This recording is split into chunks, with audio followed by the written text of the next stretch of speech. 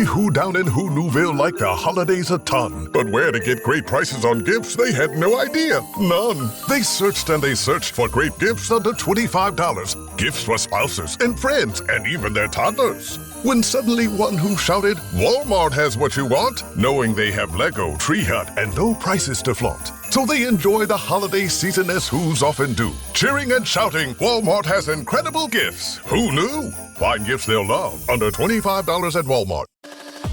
This episode is presented by State Farm. Having insurance isn't the same as having State Farm. It's like needing the protection of an offensive guard on the football field, but getting an elementary school crossing guard. Sure, they're both guards, but you can only trust one to keep your quarterback safe when the game is on the line. So don't settle for just any insurance when there's State Farm. Like a good neighbor, State Farm is there.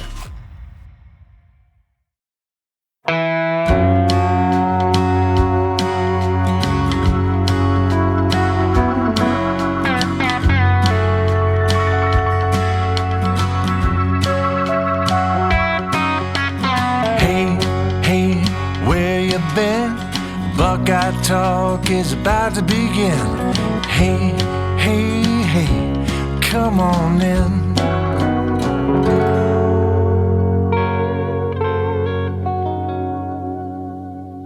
Welcome back to Buckeye Talk. I'm Stephen Means, that's Stefan, Krajisnik, and that is Andrew Gillis. It's another live episode on Wednesday on YouTube. We're joined by our producer, Brennan, who made really great graphics. I mean, first of all, he does them every week, but every week he we're building. We're like Julian Sands as a quarterback. Every week we give you a little bit more. We go, you know what? I thought we could handle that. And here we are. The game week. So we have to all be on our A's and our P's and Q's. We're previewing the Ohio State-Michigan game, but we're doing it in an interesting way. We're going to start with obviously a big picture conversation, and then we'll transition into, as you can see, as Brennan did, we have what ESPN used to have. We are the new ESPN. We are the BTSN, if that makes any sense whatsoever. We're talking Ryan Day and Sharon Moore, who actually has more pressure in this game. And then we'll get to obviously some X's and O's, some Michigan strengths, some Michigan weaknesses, some places that Michigan can maybe attack Ohio State. Some places Ohio State can maybe attack Michigan. And then I have an award called the Chris Olave Award. You guys are Ohio State football fans, so you know what that means. This is about a guy that maybe uses this game to become a legend. So like guys like Jeremiah Smith and Carnell Tate can't be necessarily up for this award. These are guys who aren't necessarily established people that we think could use this stage, as Ryan Day said. People become a legend in this game, and it's going to be interesting to see who we have at that list. Though I think I know who Stefan's is, because he kind of hinted at it when we were doing some videos on the indoor. So maybe I'll make him go last, which actually isn't a thing because Brendan already put the graphics in, so he actually gets to go first. So it kind of is what it is at this point. But let's start with the big picture stuff, Stefan. This is an idea that I had, and then you kind of were walking down this line on the Monday pod of this idea of who actually has more pressure and who actually needs to win this game more between Ryan Day, who is 1-4 in this game, and Sharon Moore, who was officially 1-0 in this game. I don't know if he technically gets the win in 2023 since he was on the sideline. I don't know. Yeah, maybe I think so. He does? In the same way that Day was 3-0 in 2018. Okay. But Stephen, if I'm not mistaken, the games that Day was interim coach for, it wasn't for the Michigan game, was it? No. Those are at the beginning of the season. Urban Meyer was back. Okay, yeah, because I saw someone on our Buckeye Talk Instagram commented and was like, Ryan Day's actually 2-4, was kind of coming at Brendan, and I was like, no, I'm standing up for Brendan. That interim coach win did not count as it was not in a Michigan game, so standing up for Brendan. I think they're more speaking about the 2020 game where, again, that's the game where Ryan Day was saying he was going to hang 100. It wasn't about what they were going to do in the years after that, and he probably would have 2 wins over Michigan, given the way Michigan season played out in 2020 and the way Ohio State season played out in 2020. But unfortunately, that game didn't happen. So Sharon Moore 2-0 in this game, 1-0 as the official head coach. I don't know why we give them the interim record. I think they should just go be Fano. They just shouldn't exist. Someone's got to do it. It might as well be the guy that the boss put in charge for a couple days. But yeah, I pick up where you left off on Monday. Who needs this more? When you look at where these programs are today, the fact that I understand Ryan Day is 1-4 in this rivalry and Sharon Moore is 2-0 in this rivalry, but Sharon Moore also is 16-7 overall and is in a situation where a win here not only gets Michigan to the Big Ten championship game, probably means they make the college football playoff, while Ryan Day, despite his Michigan record, is still one of 3 coaches who are active who have national championships. Yeah, I posted on Twitter right before we got on here telling people to join our live because I think I'm going to make the case for Sharon having more pressure on him, but I'm not sure if that's the case I'm going to make, or I don't know. I don't know. I have not decided. So I'm going to decide in real time as we have this conversation here. I think it's fascinating because, someone had said in our chat, let me find the comment here, from Chris saying, I love Steven's mind games, but no way the other guy has more pressure on him than Ryan Day. Yeah, Chris, I think I agree with you. I think this is mind games by Steven. I think when he posed the question, I thought this was mind games. But I think it's more of a conversation than you think. And it's because Ryan Day just won a national championship, right? And I think that's where this all starts is Ryan Day has stepped in as Ohio State's coach, and he's kept the program where it was, and to some points accelerated when you look at the consistency and now winning the national championship. Obviously, the Michigan rivalry has taken a step back, but in its totality, Ohio State is in a supreme spot where it's competing for national titles year in and year out, and is just coming off a national title. Sharon Moore, I don't know if you can make that same argument right now because I think I might have alluded to this on Monday. The born on third base thing is funny because Sharon stepped in to a situation that was also very ideal, right? Like Jim Harbaugh put that program in a really good spot, and Sharon's the one who stepped in and now has to continue to keep it going. In the same way that Day stepped in after Urban Meyer left, Day has kept the program in a good spot. Michigan won 7 regular season games last year, went 7-5. And this year, if they lose on Saturday, they will also not make the 12-team college football playoff. Missing out on the 12-team playoff is not the standard that Jim Harbaugh created at Michigan, right?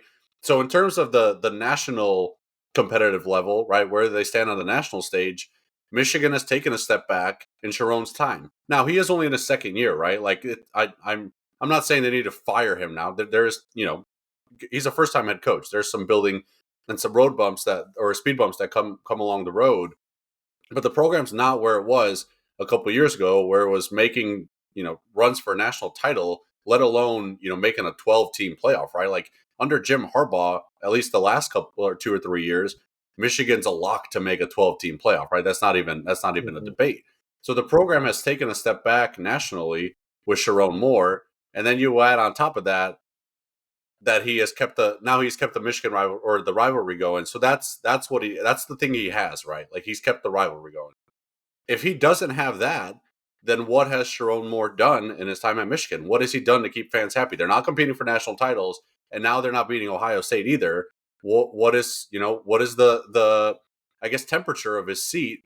As Ed says in our chat here, like they want to fire Sharon. Yeah, there's a lot of people in Michigan circles that have raised questions about Sharon and not been happy about Sharon.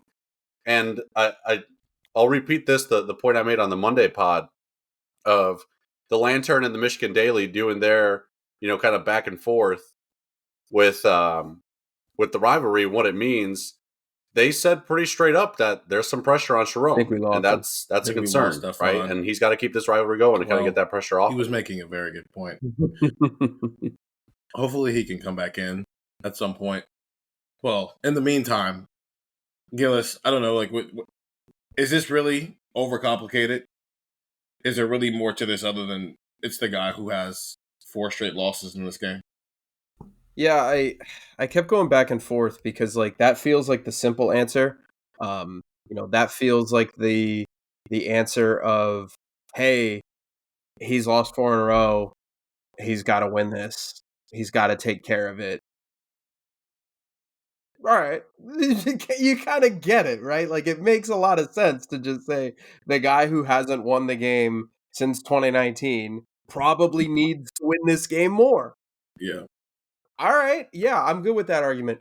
But the more that I thought about it, like Ryan Day, if we are sitting at the big house or our hotel or wherever we're doing our end of game show on Saturday. And it's 6 o'clock and Ryan Day and Ohio State lost again. And it's a fifth straight loss again. And if it's just another one of those games where, man, Michigan played the way they wanted to, blah, blah, blah, we still probably are going to say Ohio State can win a national championship because they just did it. Like, we still can think that. And then you start to go, if Michigan wins this game, I don't know if I'm going to feel differently about their national championship hopes because they beat Ohio State. Now, granted, they would have the best win in college football. They would have the best win of anybody this year. They would have beaten the number one team in college football. And I know Ohio State did that technically with Texas, but I think we can be adults and say that the Michigan win over Ohio State would be better than Ohio State's win over Texas at that point, even if it was at home. So it's like,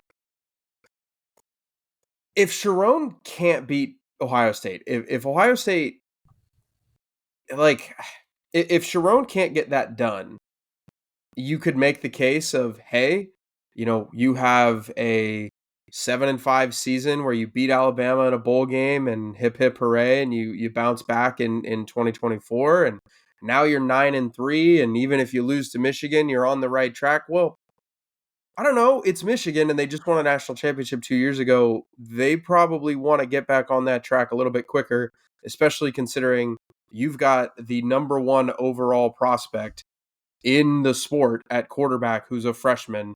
They probably want to take advantage of that. So this was really hard for me. I still kind of lean Ryan Day. I still kind of lean the guy who hasn't done this in 5 years, 6 years, but it is close. I don't think it's as simple as just, one guy hasn't won it, it's got to be him, or hey, one guy's superpower in essence is kind of doing this, it's got to be him. I really think it's a close battle, and like, frankly, it's one of those things where it's a boring answer, but I think you could make a case for both guys and have good points. Well, that's what we're here to do. We're here to make cases.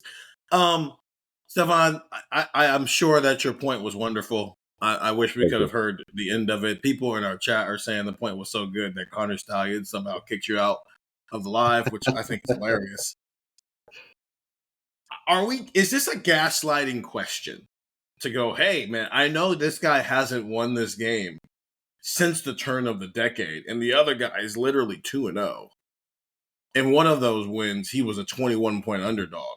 But I don't know, man. There might be more pressure on him. Is this gaslighting to ask this question? I don't know. I don't think so. The point I made right when I disconnected kind of referred to, what I had mentioned on Monday with the student papers, right? And the Michigan Daily writing about, there being some pressure on Sharon Moore. I think that's real, right? Like, he has, this is the thing that he's had in his corner, even as he's, tried to get back to national championship, competitive level. The thing that he's had in his corner is that he beat Ohio State last year, right? That was the saving grace of a 8-5, 7-5 season last year, right? And I think that's something that he needs to keep in his corner to kind of keep the pressure off. Otherwise, they're 9-3 this year. They're not in the 12-team college football playoff, right? 12 teams get in, and Michigan's not one of them. That's not acceptable. So yeah, I think there's real pressure. The question at its level, at surface level, sounds idiotic, but if Ryan Day loses this, Ohio State can win back-to-back national titles. So there's certainly pressure on Ryan Day, but I think when you look at Sharon Moore, like, if he loses this game, I think I'm not saying they're going to fire him, but there's going to be a lot of people at Michigan who are scratching their heads saying, this isn't Jim Harbaugh. Can we do something about that? 2026 becomes very important for Sharon Moore if Michigan can't win this game. If Ohio State goes to Ann Arbor, breaks a streak, all of a sudden now, you're looking at next year, you would have to go on the road to the Shoe, and you've got a coach who went 7-5 and then 9-3. And we could talk about how we're going to soon, about how young Michigan is and the different areas in which they're inexperienced in this and blah, blah, blah. 2026 becomes very, very, very important for him. So earlier this week, I put out a survey to our texters 614-350-3315, and one of the questions I had on it, it's a 2-week free trial. So it's $3.99 after that. So $4 a month after 2 weeks for free. Come check us out. And one of the questions I asked was how many national titles will Ryan Day have to win for his record against Michigan to stop mattering so much? Because the reason why this is even a question is because he won a national championship last year while also losing to Michigan. And so that idea of what happens if those two things happen in the same season is no longer just some, hypothetical. It's a real thing that exists. And I think what you're seeing is by this, the concept of this question is which one matters to you more? They both matter, but which one is maybe a little bit more important now that you've felt it, right? You've had plenty of years in your life where Ohio State's beaten Michigan, but they haven't won a national title. Last year was the first time Ohio State didn't beat Michigan, but also won a national title. And the options I gave them were nothing trumps a bad record against Michigan, 1 more, 2 more, 3 more, and then 4+ more. 32% said 2 more. That was the highest one. 21% either said nothing trumps a bad Michigan record or 1 more. And I'm not going to throw a bunch of numbers at you, but I think Day having Ohio State in a world where every year they could be the last team standing doesn't devalue the rivalry, but it does take some of the outside pressure off of it. And maybe he can approach it a little bit differently. What else does Sharon Moore have? And I think that's where, to both of your guys' point, the pressure might start coming in. Is if Michigan's the 4th best team in the Big Ten this year? If they're constantly the 4th best team in the Big Ten, constantly a bubble playoff team, but it's like, hey, maybe we beat Ohio State, maybe we don't. I think that era of, the hypothetical, like you can go 0-11, but if you win the last one, it's a good season. Like that, even that whole concept doesn't really exist anymore. Because it's like, yeah, you beat Ohio State. Now your season is over. Now what? And I just keep hearing Jack Sawyer yelling at Mason Graham, your season is over. And it's like, yeah, he's right. Mason Graham was also right because he won that game, and so he won that day. But Jack Sawyer wasn't wrong in saying, hey, Michigan, this sucks. But also, we can go out there and get something else. If Michigan's reward every year is this is the pinnacle of their season, I'm wondering how many years Ryan Day can ease the Michigan loss. What else is Sharon Moore adding to an Ohio State win? And that's the thing. And if he doesn't have the Ohio State win, then what's he got in his back pocket? Right. And that's where I think this conversation kind of stems from. Is like that's real pressure, right? Like Ryan Day got through the heat, the biggest, heat boiling point you can have when it comes to pressure in this rivalry. He got out of it. He came out the other side. If Sharon doesn't have that, what does his come out the other side of it? What does Sharon, when he goes to talk to boosters and donors at Michigan, say, right? The thing that he had last year was, oh, we had a bad team. It was a rebuilding year. We still beat Ohio State. We still beat Bama. And we got Bryce Underwood and everything's rolling. Okay, we just helped you pay for Bryce Underwood and you got us a trip to the ReliaQuest Bowl and no win against Ohio State. Why should I keep invested in this? Why shouldn't I go look for another coach? I think there's real pressure. But every time I have this conversation with myself preparing for this podcast, I keep saying, well, Ryan Day lost 4 straight against Michigan. So it's like, I don't know. There's still a lot of pressure on it. Yeah. This is why this is an interesting year to do this. Yeah. Because if Day loses again, I think we're all just going to be living in a world where it's like, well, this is his thing. He's flawed. He's John Cooper if John Cooper had an expanded playoff. And whether you like it or not, unfortunately, this is what you're going to have to live with. This dude might win 4 rings. He also might have like 7 Michigan losses. And can you live with that? Can you live with it or can you not live with it? Because either way, it's going to be in your life. While with Sharon Moore, it's like right now, Saturday is everything to Sharon Moore in Michigan. Right? Their entire season is on the line on Saturday. This is a very, very, very important thing for Ohio State and Ryan Day on Saturday. Because there's also still a world that exists where they lose this game and somehow get right back on the field with them the following week. Granted, Indiana will have played Purdue on Friday, and they're probably going to wipe the floor with them, so that's a very slim margin. But it's the difference between this is very important to me versus this is the only thing I have. So, out of curiosity for both of you guys, let's pretend I have the ability to change one football game and I decide that I want Michigan to beat USC a couple of weeks ago. And Michigan's rolling in here 10-1, and you're sitting there going, Michigan's a playoff team either way. Do we feel that there's as good of an argument for Sharon No. if this was like a lock playoff team? Hey, it's just a Big Ten championship game, but the loser's still going to be in the playoff. No, because then there's no pressure. Like Michigan's going to make the playoff, Ohio State's going to make the playoff, and so now it just comes back to which one of these guys hasn't won this thing in a while. Mm-hmm. Yeah. Okay. Yeah, I think I agree with that. It's gonna be interesting in the world if there's a year where we know both these teams are making the playoff, then we can kind of start going into those hypotheticals of like, okay, you lost the regular season game, but you can play this team again. Right. Yeah. And that's the consolation. And even if they don't play again, at least, Sharon's going into the offseason telling donors and fans and his athletic director, hey, I got this team back to the college football playoff. We had a rebuilding year and now we're back in the playoff. Yes, we lost to Ohio State, but again, it's like there's two things you can present to me.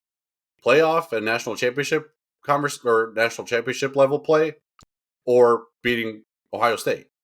And if you can present one, then I can live with maybe not getting the other. If you can't present either, then there's trouble. And if you present both, obviously you're in a really good spot. But that's the thing. It's like, if you take away the Ohio State success from Sharon Moore, but he's presenting to you playoff bids and things of that nature, then I think you can at least kind of say, okay, Coach Moore has this going in the right direction, blah, blah, blah. Whereas if you have neither, then that's where the pressure this week exists. Yeah, and I think it's an interesting kind of look at where fans' heads are at. Like, we have two back-to-back chats of Stefan brings the point to the current status of college football. If we lose Saturday, it isn't as significant as it was 10 years ago. We can still and most likely will be the favorites to repeat. And that's 100% true. Like, if Ohio State loses to Michigan, I do not think that we're going to be sitting there unless there's something injury-wise, I guess, maybe, and we're going to say, man, I don't think this team can do it. Like, we thought that last year, and then they did the thing. They won the national championship. And then the next chat is beating Michigan is always the most important job of any Ohio State coach.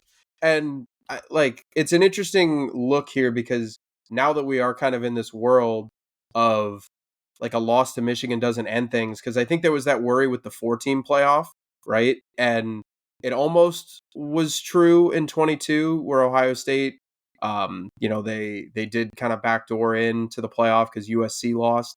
But like 23, the game meant everything. And the game meant, hey, the loser's out and the winner's going to the Big Ten championship game. And they're going to kill Iowa and they're going to go to the playoff. So it's an interesting kind of look here because it's frankly, I think it's about what you value, and I think you kind of have to move the goalposts. And if you're Sharon, like you were saying, Stefan, you kind of have to move those goalposts of, hey, we can beat Ohio State, we could do this, but if you don't have that, you have to spin it in another way. And I don't know if that's pressure. It's an interesting kind of look at how you want to view this game now. And I think it's moving, goalposts rather than just setting your standard. What do you want your program to be? That's what every college football program around the country is having to do right now. It's why James Franklin's no longer at Penn State. It's why Brian Kelly's no longer at LSU, right? It's not why Billy Napier is no longer at Florida. I think expanding the playoff means more teams realistically have a chance at winning a national title. Because once you get in the field, you're just playing football. And anything can happen in a football game. Who knows that better than Ohio State fans with some of the football games they've been involved in over the past 7 years, right? But if we live in this world now where you can have tangible evaluations on what a guy is doing, then I just think it's setting your standard. Is Michigan okay with we're beating Ohio State? That's all we need to do. Everything else is gravy. Or did they win a national championship in 2023? Even if listen, like we this is an Ohio State football podcast. We know that Connor Stallions exist, but the point is, like, from their side of things, they won a national championship going 15-0, and they had a bunch of NFL draft picks. Is that your standard now that there's better opportunity to do it because there's 12 teams and not just 4? And if that's your standard, then like just beating Ohio State, and that sounds like I'm devaluing the rivalry. I'm not, but there's something after this game. In a way, there hasn't always been something after this game. So if Michigan is cool with we're a borderline playoff team and we beat our rival, then this is not a conversation. But something tells me they're not going to just be cool with we're a borderline playoff team and we beat our rival. In a world where there's more to be had. And Indiana is arguably the second best team in the Big Ten right now. And Oregon is the third best team in the Big Ten right now. That's the world Michigan wants to live in, where a team who just got here 12 months ago and a team who is historically one of the worst, a team who until like 3 weeks ago was historically the worst college football program in the history of college football. Sorry, Stefan. That's and true. A team who just got here 12 months ago are better than you.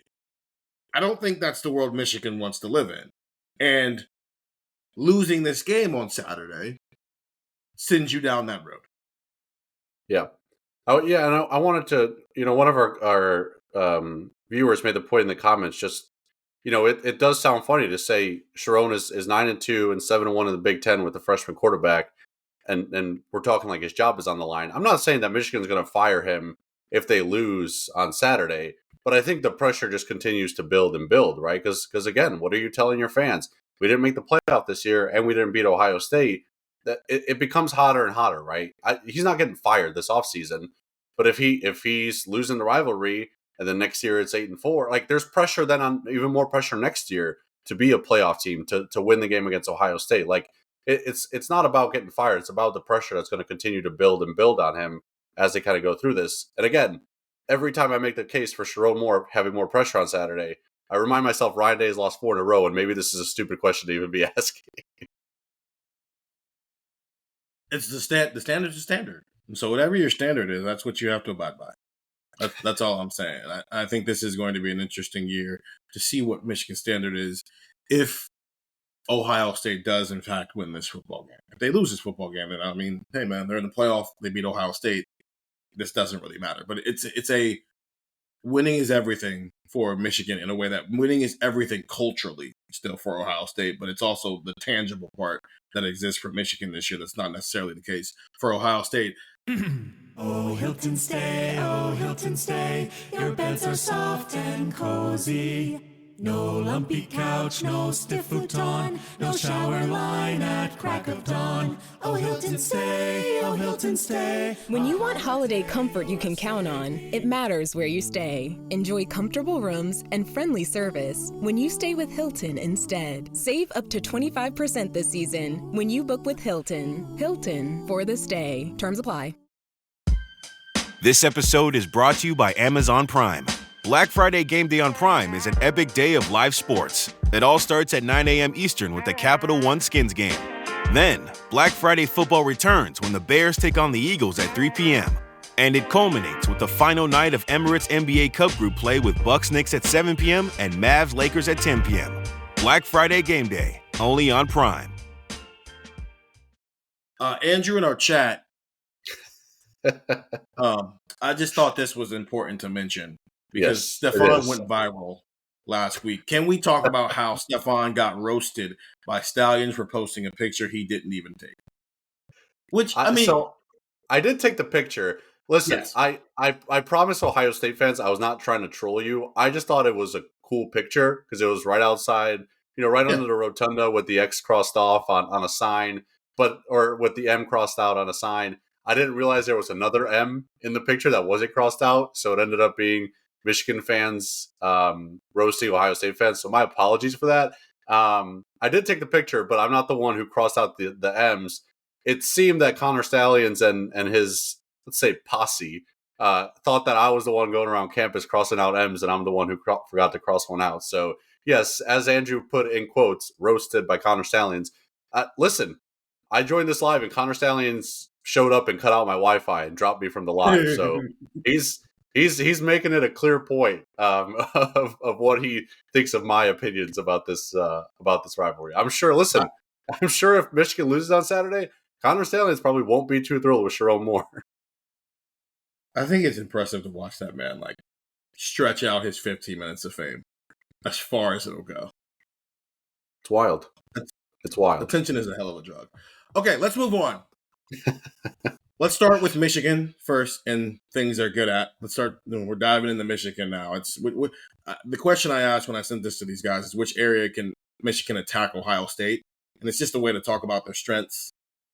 Stefan, you first. What are you expecting to see from Michigan? Where are they strong at? Where's Michigan good at? Yeah, I mean, I think you have to start with running the ball, right? I mean, regardless of who's been at running back for them, they've been a beast running the ball this year. It sounds like Jordan Marshall's going to play on Saturday because it sounded like he was available if necessary against Maryland.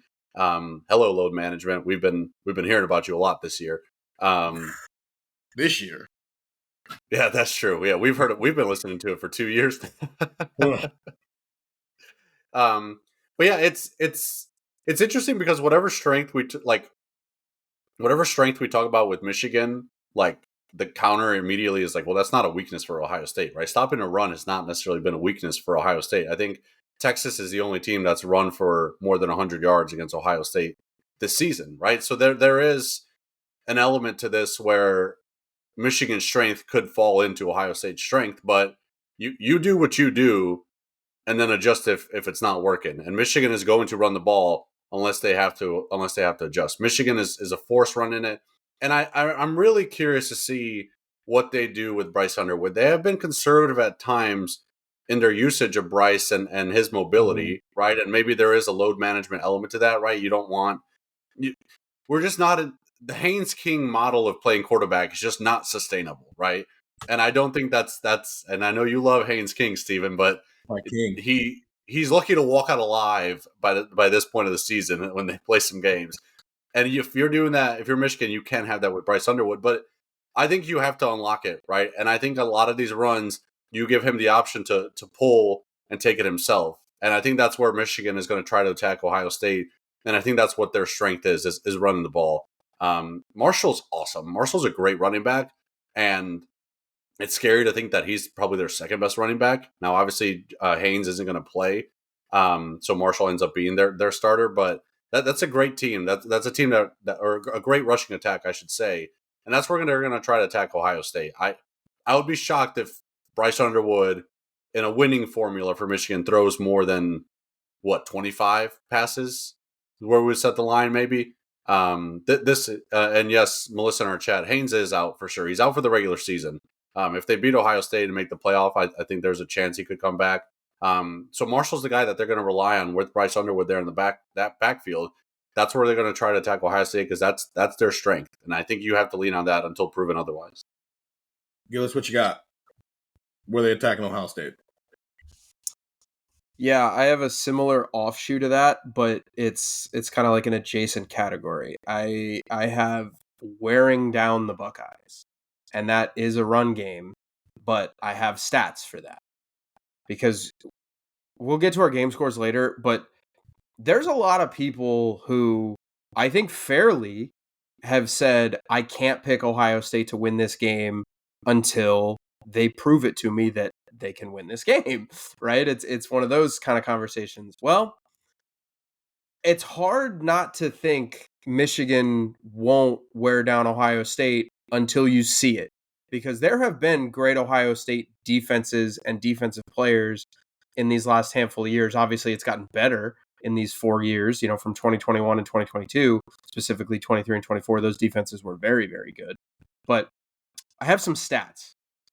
2021, Michigan scored 14 fourth quarter points, 9 plays, 66 yards, 451, 5 plays, 63 yards, 228, and then a game-ending kneel down. So 2 drives, 14 points. 2022, 15 plays, 81 yards, 751 touchdown. 4 plays, 18 yards, missed field goal.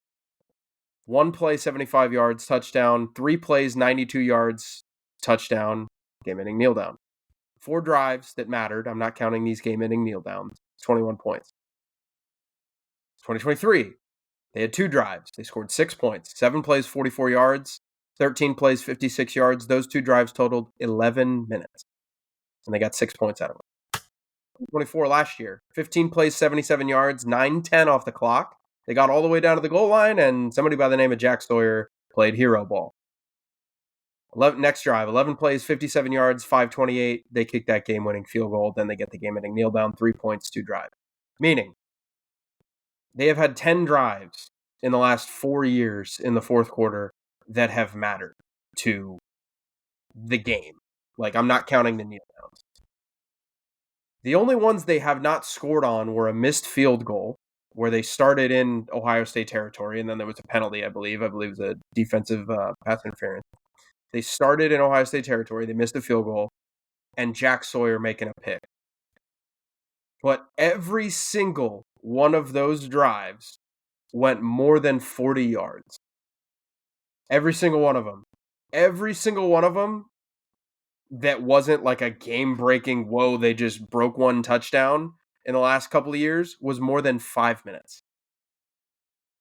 Michigan has worn down Ohio State in the last 4 years.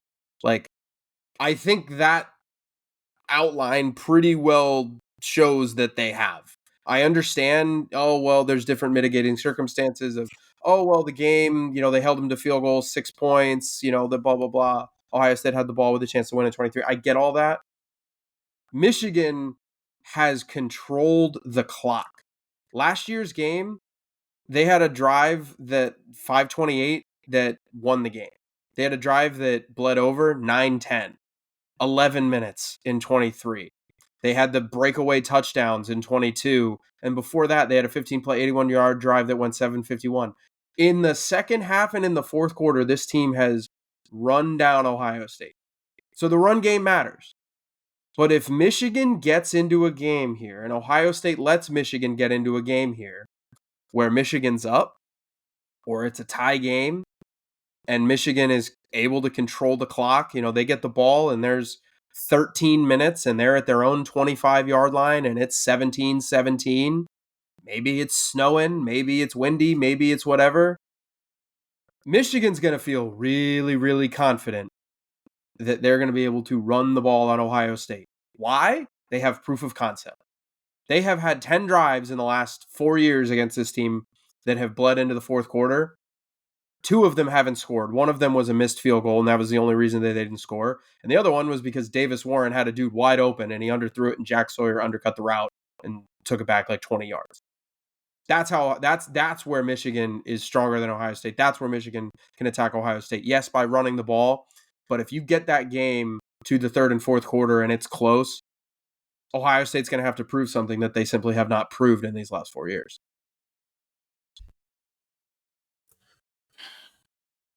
I have a couple. And we got some time, so I'm going to kind of run through a couple of them here. I think some of them are Ohio State related, and some of them are just strictly Michigan things that they've kind of done all year here. Stefan, you and I have brought this up a couple of times that we did not like what Michigan did with Bryce Underwood against Oklahoma. They gave him way too much for that to be his second start as an 18-year-old in his first game against a Power 4 opponent, and it was on the road. That was too much for him.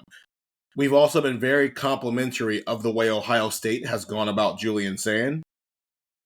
And I wrote it earlier this year. This has been the most ideal situation for a guy who's a quarterback developer to develop his quarterback. Everything has been with a purpose. Everything has been methodical. They have not rushed any part of it. In fact, you can maybe argue that sometimes they've gone a little too slow and they could have given him more. But I guess you would rather have that in hindsight than get to the end of the Texas game and feel like, we gave him too much. Because I think Michigan left the Oklahoma game thinking, we gave Bryce Underwood too much. I also think they've learned their lesson since then. Granted, it helped that they played Central Michigan the week after that, so they really let Bryce Underwood loose. He had 235 yards passing and 114 yards rushing.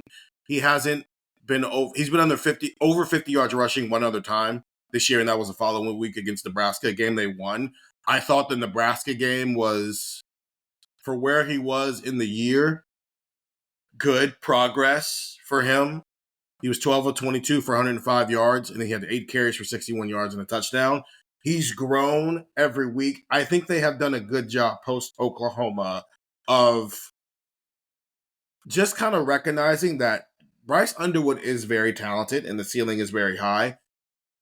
Ryan Day called him dangerous. He's also 18 years old, playing in the Big Ten. So to expect him to come out here and look like Cam Newton in September and October, and maybe even November, that's not a real possibility, because again, Jeremiah Smith is not the bar for how true freshmen are supposed to play football.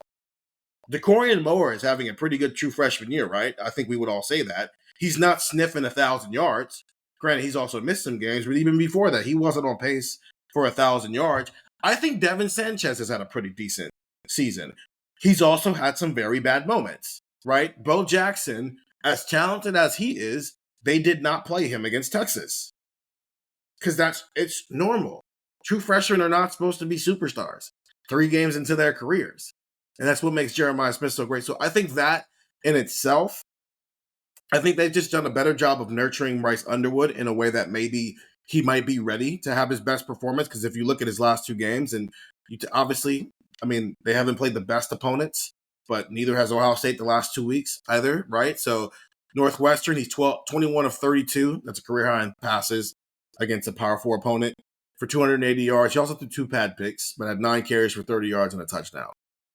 And then last week against Maryland, 16 of 23, 69% completion percentage, 215 yards, 2 touchdowns, 8 carries for 20 yards. I think that is that's what they want to get out of Bryce Underwood this weekend. So I think whatever their game plan is, it's structured around that, where maybe you have a few plays that are just explosive because Andrew Marsh is a pretty decent receiver now.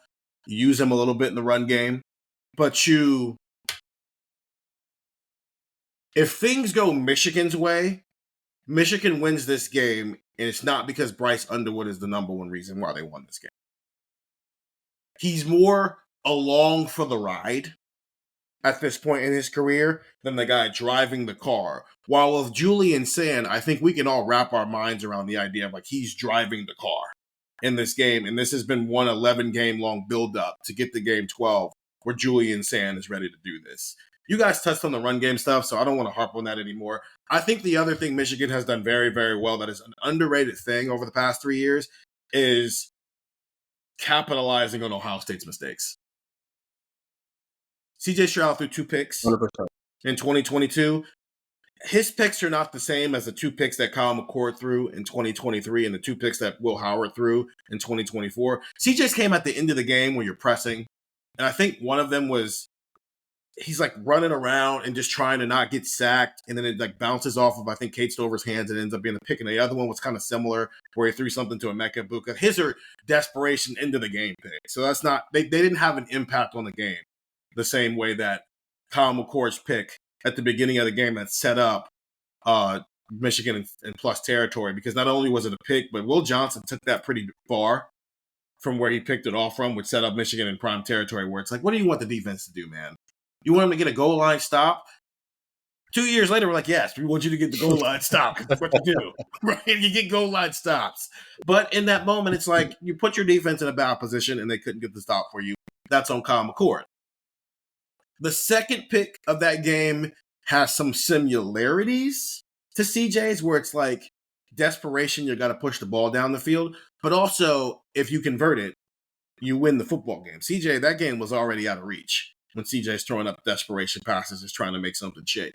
So, and then that's Donovan Jackson gets beat on the interior, so Kyle McCord can't step into his throw. I think if he steps into his throw, I think there is a play to be made there. But okay, that's 2 interceptions that were in Michigan's favor at a time when Ohio State, and the game was still within reach for Ohio State to win it.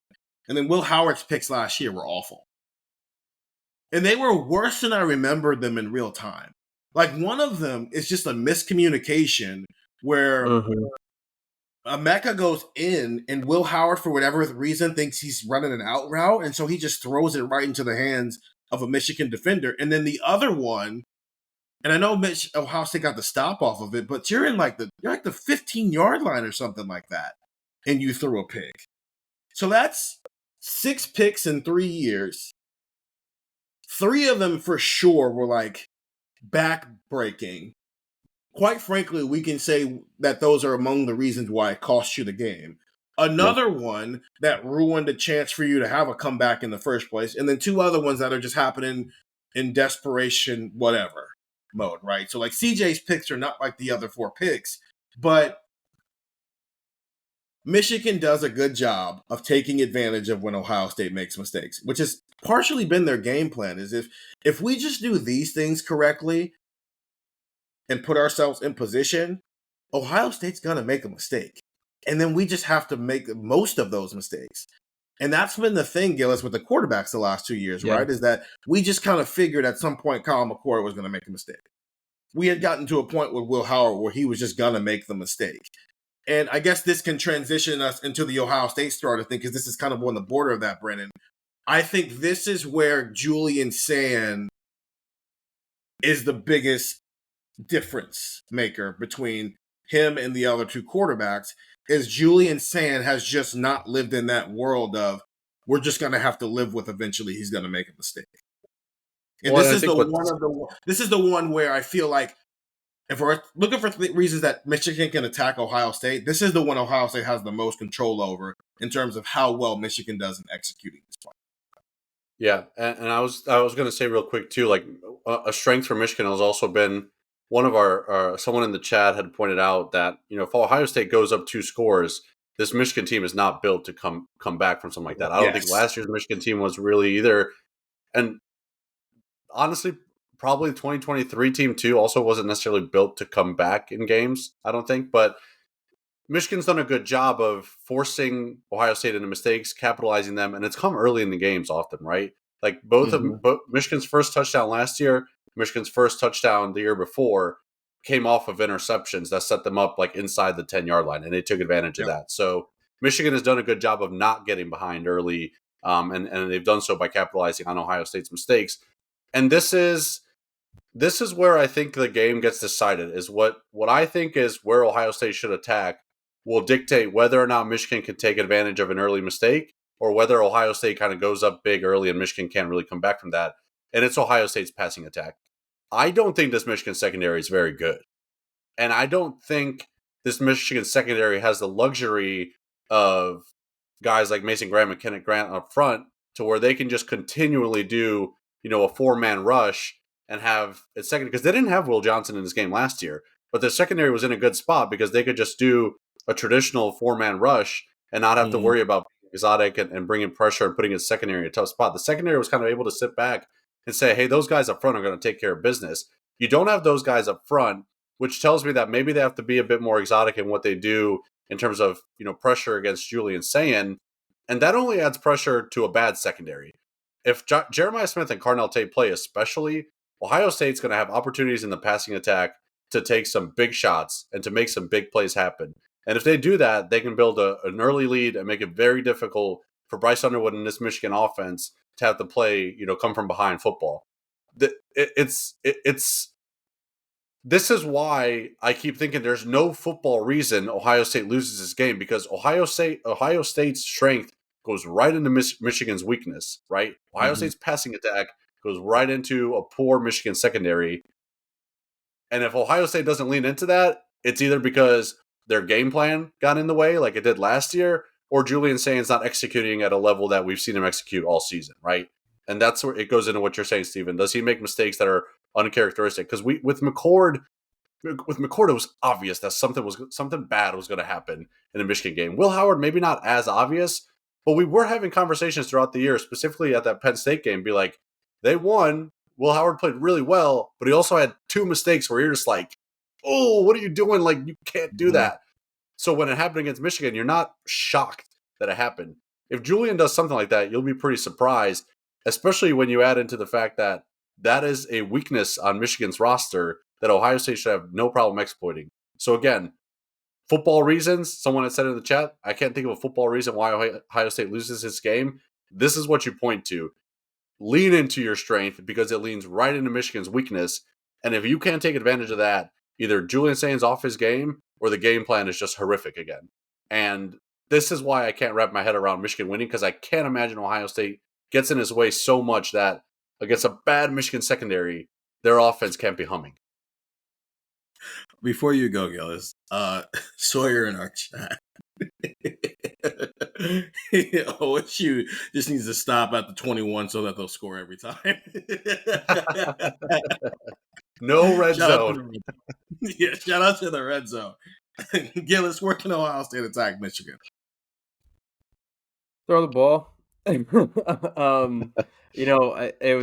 was funny like last year because the thing that we talked about so much was like the run game and everything like that, and I just they tried to run the ball because they thought that was how you had to win the game and blah blah blah, and I mean obviously that was not true, but it was not only that, it was that you were running into the teeth of 2 first round picks and one of them went 5th. Like it was that the offensive line for Ohio State got obliterated. And like you saw it even in the run game, but you also saw it, I think that last kind of desperation final minute drive was pretty indicative of that, because Ohio State, and this was kind of my point as to why like you needed to at least have the threat of running the ball, and that's kind of why I've harped on that for a while, because Michigan knew that Ohio State had to throw it. Michigan knew that Ohio State was going to throw the ball every single play of that drive, and Michigan's defensive line still teed off on Ohio State. Like Will Howard was still getting harassed to the point where he had nowhere to go but a quick check down to Travion and a quick out route to, I think it was to G on one of the plays. Like he was they were all up in his grill. So that was important. And if the offensive line holds up again, and again, Michigan's got very good edge rushers, and Ryan Day talked about that. And if the offensive line holds up and you throw the ball, like Stefan said, I don't see the football way of a realistic shootout happening going in Michigan's favor. Like if Ohio State does what it does best, I don't think Michigan's going to keep up with that. Steven and Jimmy did a pod on Monday after Jimmy was done with Michigan availabilities, and it basically felt like 45 minutes of Steven being therapist and Jimmy lying down on the couch going, how does that make you feel? And then they would turn around and they would role reverse and Jimmy would say, and then how does that make you feel, Steven? And they're doing this like weird mental gymnastics therapy kind of session conversation of just like, none of this makes any sense, but this is why we're having a conversation. This is why it's fun to talk about. So if Ohio State does that, if Ohio State can throw the ball, put Michigan on its heels, put them in a position where they're chasing, I think Michigan's in deep trouble. Like, I don't know, Stephen, whether it was you or Jimmy. I think it was Jimmy, where if you told Ohio State, you're a magic genie from the future, and you said, hey, Julian's going to have to throw it 45 times, and then you'll have a chance to win the game. What do you think? Ohio State and Ryan Day and Brian Hartline are probably like, all right, cool. We could manage that. That's not out of the ordinary. That's not crazy. If you go to Michigan and you say Bryce Underwood's going to have to throw it 45 times, your first question is probably going to be, is there a way that we can get out of this? Is there a way that we can figure out how to not do that? And I think that's a really good way to put it. So you've got to put them on their heels. I know this is sacrilege to people who, are big proponents of the middle eight, but it's like maybe getting the ball first for Ohio State would be a good thing in this game. You get the ball first, all of a sudden it's 7-0, and maybe you get a stop. Maybe even if you just keep them out of the end zone and it's 7-3, all right, cool. You're nearing the end of the first quarter and you have the ball up by 4. You have the chance to put Michigan in a deep hole. So throw the ball. Get it to your weapons, get it to your guys, because then when they're all terrified because Jeremiah just took a 40-yard post route to the house, or Carnell just went up and made a 25-yard sideline catch, assuming those guys play, if they're worried about that, it makes it a lot easier for Bo Jackson to take a run for 7 yards, and then first and 10 becomes 2nd and 3, and Michigan, they're in trouble because Ohio State can do whatever it wants on 2nd and 3 because they have confidence in their run game and their pass game. Got to put them on their heels.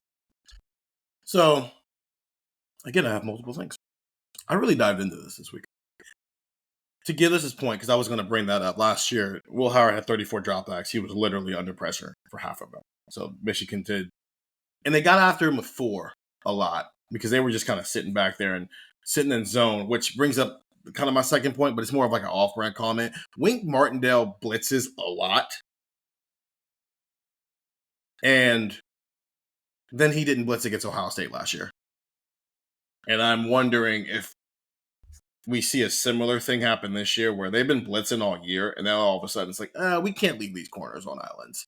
I don't care that JJ and Carnell might not be at 100%. We can't leave these corners on islands. And so now all of a sudden we've all been, hey, Wink Martindale, blitz machine, always want to blitz. And then we're like, why is he sitting back in cover 4 for the 7th straight snap in a row? What is happening here? It's cover 6. What are you doing? That's not what you do. Man blitz. Send some cover 3 fire. Why are you just sitting back there?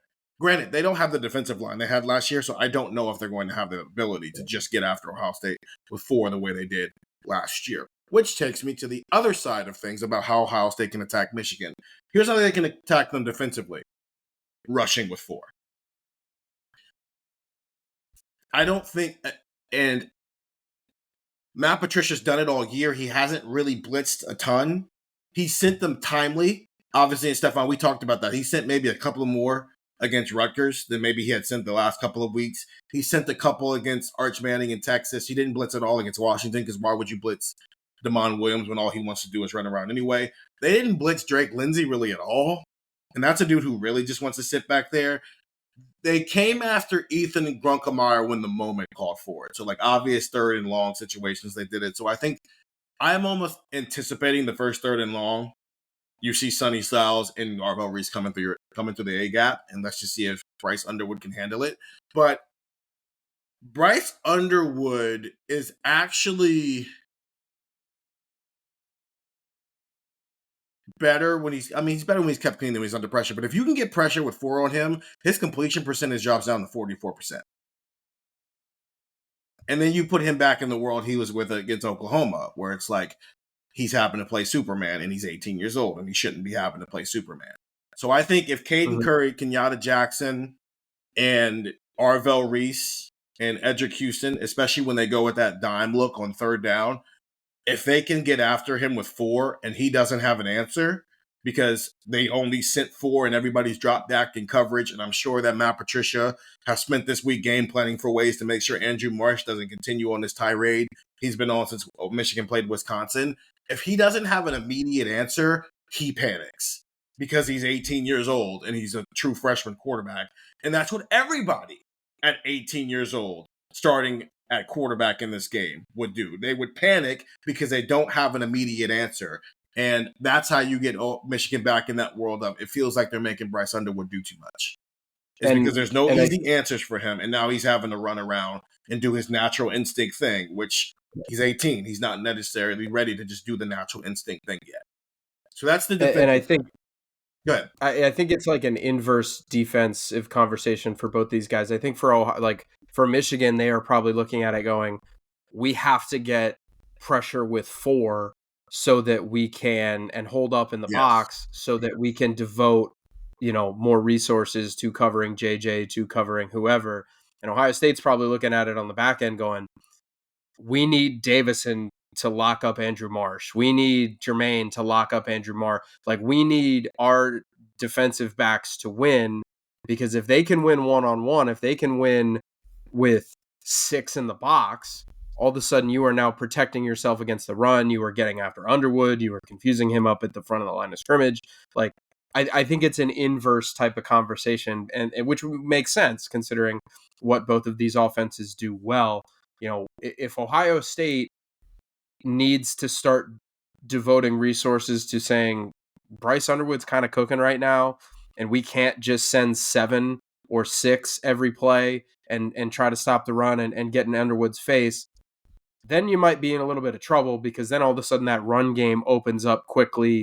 All of a sudden Jordan Marshall has an extra hole that he can hit, and all of a sudden it goes from 2nd and 6 to 2nd and 4 and 2nd and 3, and the Michigan game plan gets a lot easier. And it's the same thing for Ohio State. Like I was saying, if Ohio State could throw the ball, Michigan's in trouble.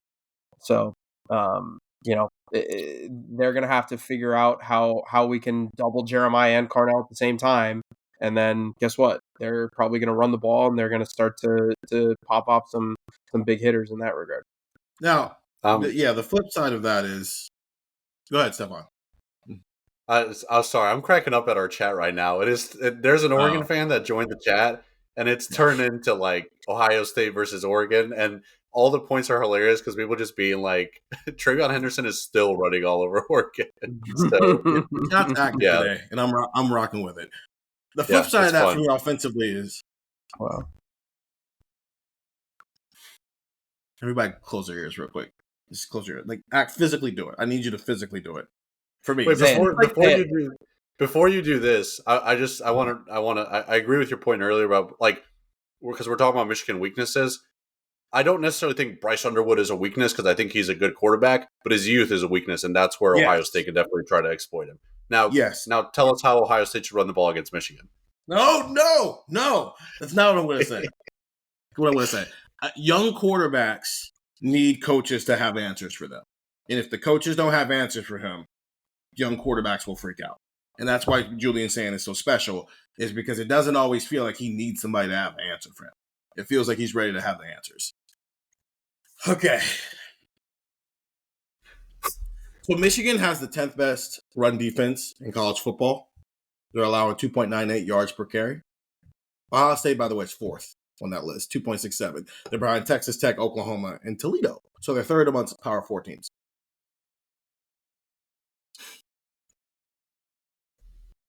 I think Ohio State can be explosive in the run game against Michigan.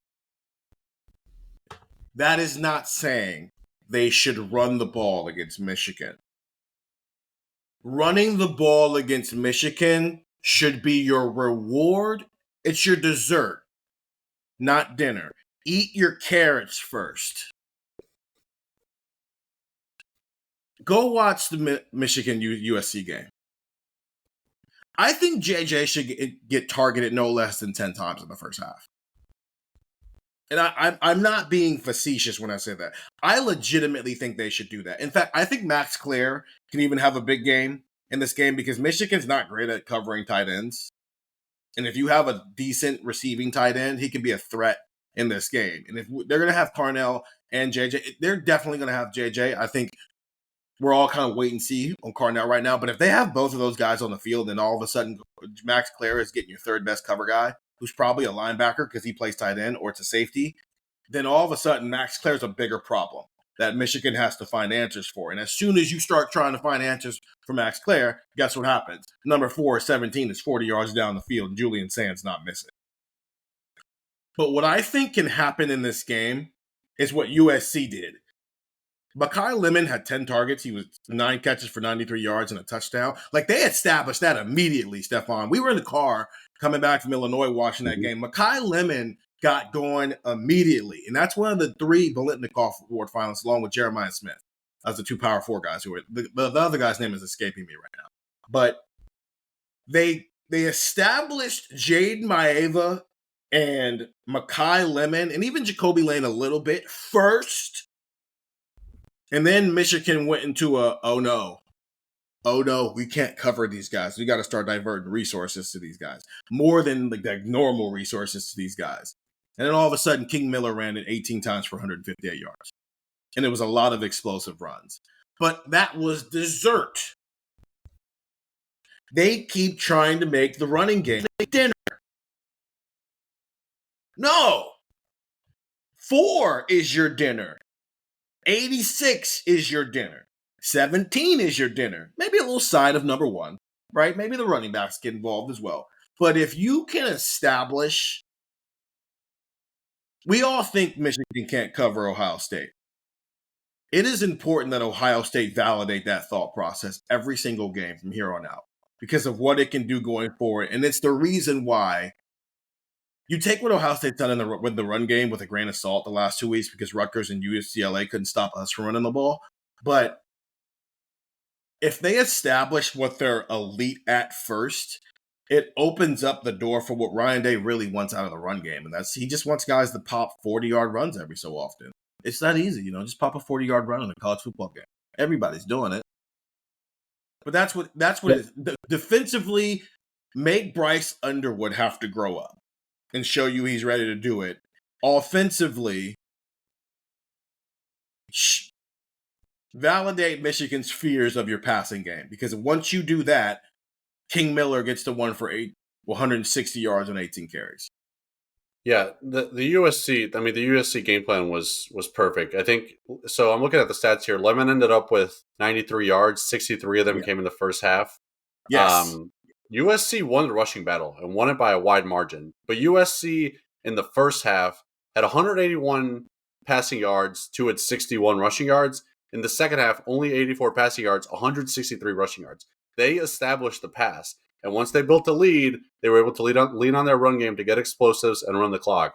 So Andrew's smiling because he thinks that Steven's making the point that Ohio State should run 17 times before it attempts a pass. No. They should establish a run like their Army or Navy. No, Andrew, that is not what they should do. They should do the inverse. If Ohio State's box score looks anything like USC's from that October game against Michigan, Ohio State has won with ease. Get Julian saying 150 plus passing yards in the first half. And in the second half, you'll let Bo Jackson and Isaiah West and James Peoples and CJ Donaldson put the game away, because they're going to be able to break big plays, because they're going to have the Michigan defense is going to sell out on the dudes that have been burning them the entire afternoon, and that is in the passing attack. So go ahead, Andrew. That's all I've been saying the whole time. You just have to be able to run the ball to a degree. Like, you know what's funny about this rivalry? Like, everybody talks about the winner of the rushing battle has won the game. It's like, all right, causation or correlation. Like, there's an interesting debate there. And like, I think people can kind of be aware, hey, the team that's winning probably runs the ball more. Ohio State hung 62 on Michigan 7 years ago, and they won the rushing battle. Wow, hey, good for you guys. You know why they won that game 62-39? Because Dwayne Haskins went 20 of 31 for 396 yards and 6 touchdowns. And they still won the rushing battle because Mike Weber went 13 for 96 with a long of 29. J.K. Dobbins 12 for 46 with a long of 9. That's all you got to do. You can win there's that whole you got to win the rushing battle to win this game. Julian Say can throw for 400 yards on Saturday. And Ohio State could still win the rushing battle, because you get to a point where you're throwing it all over him, and then Bo Jackson has a carry for 12 yards. And then you throw it to JJ, and then Bo Jackson has a carry for 8. And then you throw it to Carnell for 5, and then Isaiah West goes for 15. Like, balance can be Ohio State had a 10-play drive and 7 passes, and the run plays just went for 24 yards. I don't want balance. That's where the disconnect keeps coming in. I don't want balance. I don't. I want you to do what you're good at, because then it will allow you to do the thing that you want to do to close out the football game. That's what I'm. This is not you threw it 3 times and so now you get a chance to run. No. You threw it around for a half. Backed this entire defense off of you. And then you got Bo Jackson to the second level, and then Bo Jackson did the thing you recruited him to do. And you got James Peoples to the second level, and he did the thing you recruited James Peoples to do. You got Isaiah West to the second level, and he did the thing that you recruited Isaiah West to do. Running the ball is a reward in this game. It is not a mandate. It is a reward for doing what you are supposed to do for the whole first half, which ties back into, as we wrap this up, the thing I transitioned us with about Ohio State's quarterbacks needing to take care of the football. Because if you're going to approach it this way, what you can't do is have a turnover in the second quarter that sets up Michigan in prime territory, because then Ryan Day is going to lose trust in you. If you, they didn't, they it. You remember the Penn State game in 2023, Andrew, when Kyle McCord threw that pick six that only got called back because of a defensive holding, and how it fundamentally shifted Yeah, the Ryan I Day. don't know. Yeah, I don't know if it was a hold. It was some defensive penalty that wasn't. Right, but the really point of the strong matter is, penalty. Ryan Day is a quarterback guy, and his quarterback just threw a pick in a big game. And it fundamentally changed the way Ryan Day called the rest of that game. Instead of being aggressive with 1 minute and 9 seconds and 3 timeouts at the end of the first half, he took a knee. Will Howard might not have mentally all been there for the entire Michigan game last year. Generous. But it doesn't help that he threw picks. And that's a fifth-year quarterback who was a multi-year starter quarterback. And he threw picks. And when you throw picks in big games, coaches stop letting you, they tighten up that leash a little bit, right? This is a road game still, and it's a big game that Ryan Day hasn't won in 4 years. If Julian Sand gets out of character, right, his 3 picks this year, he's got one against a Big Ten opponent, and it was, they dropped 8 at the 2-yard line, because who drops 8 at the 2-yard line? So he just, I mean, he got fooled. He probably just should have thrown it away, but who drops 8 at the 10-yard line? Who does that? Go get the quarterback, Purdue. The other 2 are, I got greedy against Grambling, so whatever. And the other one, I think, was Ohio, when Tegra got beat so badly that Julian Sand had no time to throw, and so it just kind of limped out of his arm and it ended up being a pick. So he has like 2 real picks. One of them is against a Power 4 opponent, and the other one, he got greedy in the game they were already winning by 40. Right? He hasn't thrown a consequential pick yet. So if he gets out of character and starts doing stuff we've never seen him do, but in a negative way, and it's a road game, and it might snow, and Ryan Day hasn't won this game since 2019, I guarantee you that leash is going to start getting tight. And all of a sudden, they're going to be like, we need to calm this thing down. We're going to run the ball a little bit. So you can't have that. It's a two-way street. Day's got to trust Julian Sand to go be Julian Sand. Julian Sand also can't give Ryan Day reasons to start losing trust. And he hasn't done that so far. So that's why I said it would be out of character for him to start throwing picks on Saturday. But listen, man, out of character things happen in those rivalry games all the time. Well, and you talk about trust too. If you're Ohio State going into this game plan, what do you trust more? Julian Sand to not throw a pick, or one of your running backs not to fumble? Ohio State's only lost 3 fumbles this year. I'm not saying it's a huge thing, but Ryan Day keeps telling us ball security, ball security, ball security. Yeah. I'd be more worried about someone fumbling than Julian throwing a pick, based on what we've seen to this point. I will knock on wood for Ohio State fans, but yeah, we're talking about trust. We're talking ball security and trust. Lean on your pass game then, because that's where you've had more ball security. Day has been like real big on to take care of the football this year, and it's because he got a lot of young guys who have the ball in their hands this year. So I get it, right? Your two best running backs are 2 true freshmen. Your third best running back is a second-year guy who didn't play a lot last year, and your quarterback's a redshirt freshman who played 27 snaps last year. So I get it why you're like that this year. It makes a lot of sense. Somebody in our chat said no running game either. They don't want to see C.J. Donaldson. Listen, man, you're going to see C.J. Donaldson a lot on Saturday. That's an Oregon fan saying that Donaldson is not good. So, I mean, he's good for what they want him to be, and that's their situation. He's a situational guy. Yeah, he's not their lead back, and so it's fine. Okay, last thing before we give our game scores here. This is the Chris Olave Award. This is marking down an unestablished Buckeye who could use the game to become a star. Andrew, who'd you go with? Yeah, I went with somebody who will be playing in his first Ohio State-Michigan game, who is not going to be, or has really not been like a focal point of much this year. I think Max Clare could have a really big game, and people could say, hey, remember that guy 5 years ago who was just kind of there on the great receiver teams, and we went, whoa, where did he come from? Mr. 9 for 90 with 2 touchdowns, including the game winner. Like, I think this is the game you have Max Clare for, where if Ryan Day's telling the truth and actually serious about there's a time to open it up and let it rip and all those other things. And if all of that is true, this is when it's going to happen, right? Like, this is when Ohio State is going to stop this. We're just going to play a controlled scrimmage. We're going to get out of here with the, 31-point win, even though we could win by 60, and we're just going to leave. We're going to win and put our backups in the second quarter when it's 14-0. If they're really going to do that, if they're really going to open it up, Max Clare, I think, is going to be a big beneficiary of that, because if you're Michigan, the number one guy that you're trying to stop is Jeremiah Smith. I know there's questions about his health and Carnell Tate's health.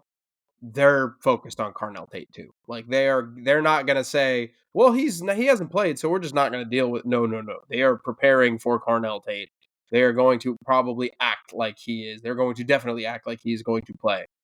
And I think Max Clare might have a really, really, really big game because of that. I think Ohio State is going to have some weapons underneath. I think if they're going to open it up, and that means 11 personnel, 1 running back, 1 tight end, 3 receivers, if they're going to let Julian Sand throw it all over the yard, I cannot see a scenario in which Michigan overcommits to Michigan, or Michigan overcommits to JJ or Carnell, and Max Clare doesn't find his way open. Plus, I think that this is just an easy way to ease Julian Sand in if you want to do that. Like, if you're saying we're going to throw the ball 5 times on the first 6 plays, like if we want to do something like that, what's really easy? That rollout to the right where Max Clare runs a 5-yard drag or a 5-yard out or a 5-yard flat, or, hey, it's 2nd and 4, Max, run 5 yards, turn around, catch it, and fall down. Like, I think that's an easy way to get Max Clare going. And I think Max Clare is going to be one of those guys in this rivalry game where Michigan just annoyingly goes, man, we didn't think we had to worry about him, and he killed him. So Max Clare. Yeah, someone pointed out in the chat how bad Michigan has been at covering tight ends. Go ahead, Stephen. Make your point, but I have a question I need to pose to you guys because I was reminded in the chat. But make your point first. That was my point. Like, Michigan has been terrible at if you have a tight end with any level of receiving skills, you can take advantage of that against Michigan, which is where I think Max Clare is a very valuable piece to have in this game because he might be the best receiving tight end in college football. I think last week with JJ and Carnell not playing, we got to see what things would look like if he was like a number 1 option at Ohio State. He's got some wiggle after the catch that we just obviously just haven't had the opportunity to see this year. And at Purdue, you can only see it but so much. And so he's dangerous for Michigan this year. And obviously, Buckeye Ryan pointed out, I scoffed at the 30 catches this year. He's gone over that. So, I was wrong. Like I said, if I'm wrong, I'll come on this podcast and say I'm wrong. I was wrong. I also was not anticipating Brandon Inniss being this much of a non-factor in terms of touches as a slot receiver. So it wasn't from a place of I didn't think Max Clare was good. It was I hadn't seen this before. And also, when is the last time the slot receiver here didn't get the ball? And the slot receiver doesn't get the ball. They're playing slower. JJ and Carnell missed some games. But also, we live in a world right now where, at least in 2025, Ohio State's tight end is on pace to finish with more catches than its slot receiver. Somebody show me the last time in Ohio State history that has been a factual statement. So kudos to Andrew. I was wrong. Kudos to Max Clare. You did it. Now I think you're going to do it on Saturday. Don't start not getting the ball now.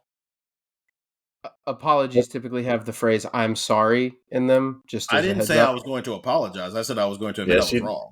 Yeah. No, you said you were going to apologize to Andrew. That was the bet. I will say, and Max Clare. You have to apologize to me and Max Clare. That's true. In Steven's defense, I don't think we projected a game where Jeremiah and Carnell wouldn't play, and Max Clare would get 7 receptions as a result. But the numbers don't lie. Steven, can we get Brendan? Can we get the last comment? The last comment from Sawyer says, "Does he have to apologize to him yet?" The chat knows it was not kudos to Andrew. It was supposed to be, "I'm sorry." It wasn't just like a hat tip. Good job, Andrew. And thank you for the comments on my apologize. for saying you would not be correct about Max Clare having at least 30 catches through the first 12 games of the season. Thank you. It's awesome. Buckeye Talk. Yeah, I'm a man of my word. I didn't remember saying I said I would apologize, so I got reminded of that. It's okay. Gillis was right. Never doubt the chat. Chat's on top of it. I didn't They believe. hold us Listen, responsible. They really here's the do. deal. I still didn't believe Gillis. I believed the chat. That's fine. You said you were going to apologize. You didn't say you were going to believe him. Yeah, that's fair. Okay. Stefan, you're up. Who's your guy? I'm also going the tight end route, and I'm not going the route in the sense of this guy is going to become a star like Chris Olave, right? Because I don't know what the ceiling exactly looks like for Bennett Christian. I went more in like this guy might become a legend because people will remember the 2025 game and say, remember Bennett Christian catching 2 touchdowns in that 2025 game when we ended the losing streak against Michigan?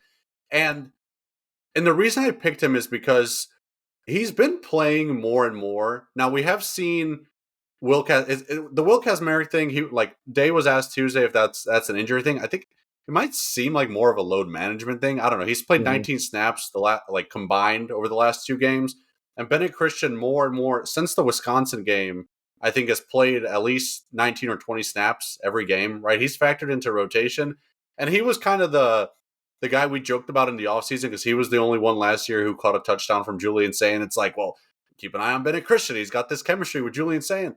I think Bennett Christian does have some chemistry with Julian Sayin because that touchdown against Penn State. Who was that against? Was it Penn State? Where Julian's rolling out to his right and Bennett's kind of moving in sync with him. That was an awesome play. Don't be surprised if we walk away from the Michigan game and it's like Bennett Christian has 2 catches for 7 yards and he has 2 touchdowns. And Michigan fans are like, where the hell did this dude come from? Bennett Christian continues to be more and more part of what Ohio State does. Obviously, injuries play into that, right? If Jeremiah and Carnell don't play for some reason, then yeah, we're going to see a lot of Bennett Christian. If both those guys play, maybe not as much Bennett Christian. But I'm just open to the idea of like someone on Ohio State's roster kind of coming out of nowhere and making a few impact plays where it's like 4th and goal from the 1 yard line. It's a play action and boom, there's Bennett Christian wide open and Julian Sayin hits him. Or third and goal from like the 5 yard line, Bennett Christian, Julian Sayin finds Bennett Christian. I'm open to the idea of someone kind of becoming a bit of a Buckeye legend where it's like, I don't know, 10 years from now, is Bennett Christian an all-pro in the NFL? Maybe, maybe not. Is he even an all-Big Ten guy over the course of the next couple of years? I don't know, probably not. Is he a guy that never has to buy a drink again in Columbus, Ohio because he caught 2 touchdowns in Ann Arbor? That's the dream. That's better than being an NFL player. Being a legend in Columbus because of what you did in the game and then maybe becoming a Columbus Aviator tours up, like that's the dream. That's what you dream of as a football player. And Bennett Christian walking out of this game with 2 touchdowns, that dude is going to have a hero's welcome back to Columbus. It'll be one of the, I guess they're going on the bus, not the plane. So they can't necessarily do like the fire truck shooting water over the plane. Yeah. But some kind of ceremony awaits Bennett Christian when he comes back to Columbus because he is going to be remembered forever if he has one of those kind of where did he come from performances. Maybe he throws a touchdown. We get a little Philly special going on. Julian, there's so much chemistry between Julian and Bennett Christian that Julian catches a touchdown from Bennett Christian. I don't know. I'm getting into outrageous prediction territory instead of live pod territory. But I'm just open to the idea of Bennett Christian, like he's gonna be on like a podcast in 10 years, being like, "You remember your game against Michigan in 2025?" And he's gonna be like, "Yeah, every time I walk into a bar in Columbus, I'm reminded of it." Mark it down, 12:22 p.m. Eastern Standard Time, Wednesday, November 26th. We have mentioned Bennett Christian throwing a touchdown pass against Michigan. Why not? Thought this was an intriguing pick, and then you went towards that. I said, "Oh, this is an emotional pick."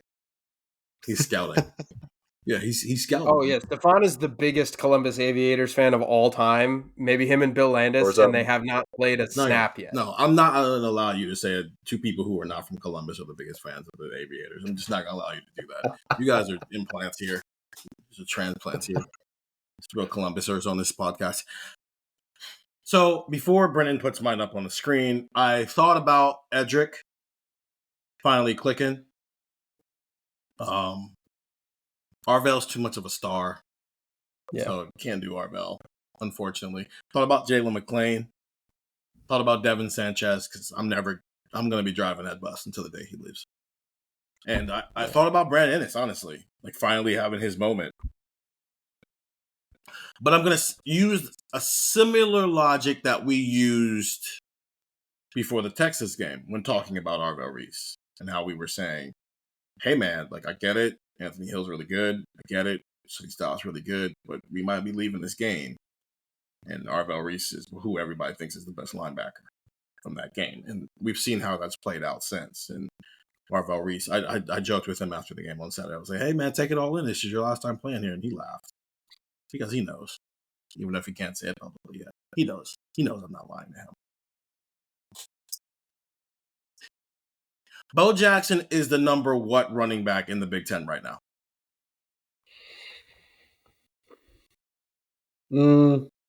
He's definitely top 5. Yeah. Do we know that? Darius Taylor being hurt obviously affects it probably a little bit, but okay. Justice Haynes being hurt probably too. Yeah, but he's at least been healthy enough this year to where we can say he's probably been the best. If everybody's healthy, we can say if everybody's healthy because like he is a top what if every running back in the Big Ten is healthy right now. I'd probably still stick with top 5. But I will admit that comes from a place of like I watch him and I would understand why the average college football fan wouldn't. And I see where you're going with this. Yeah. We're cleveland.com. So we're not just like hyping up Arvell and Bo because they're Cleveland guys. It's because they're good and they're Cleveland guys. That's why we're hyping them up. Right now, Bo Jackson is 5th in the Big Ten in rushing yards per game. Emmett Johnson at Nebraska is number 1. He averages 112 yards per game. He also touches it 20 times a game. Yeah. Katron Allen, who is now Penn State's all-time leader in rushing yards. Kudos to him. Like it's good to see. Like something positive came out of that year, right? But he's averaging 97 yards per game, and he gets it 17 times. Antoine Raymond at Rutgers, who was a 1,000-yard back coming into the game last weekend, and Ohio State just didn't let Rutgers do anything. He only had 52 yards last week.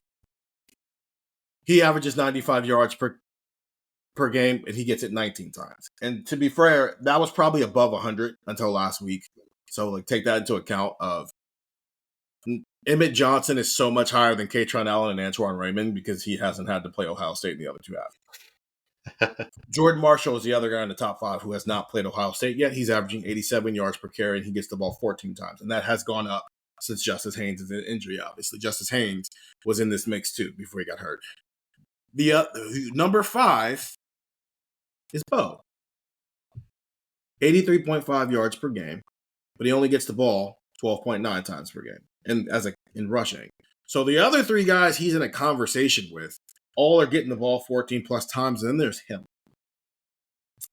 Because they've done a good job of, they didn't play him against Texas because he's a true freshman. And then they have just done a good job, as much as it's maybe made us pull our hair out sometimes, Carlos Loughlin has figured out how to have 4 running backs all have a role. I think they're done with that. I think Bo Jackson's about to start getting the ball a lot. He got it 19 times against Rutgers, and I don't think that was for no reason. I think Carlos has been game by game by game by game by game, getting Bo up there to where it's like, all right, Bo, you ready to carry it 20 times against Michigan? And it's why Ryan Day's been pushing to take care of the ball. One, because it's just what he does. But also, you can't give a true freshman the ball 20 times if you're worried about him fumbling it.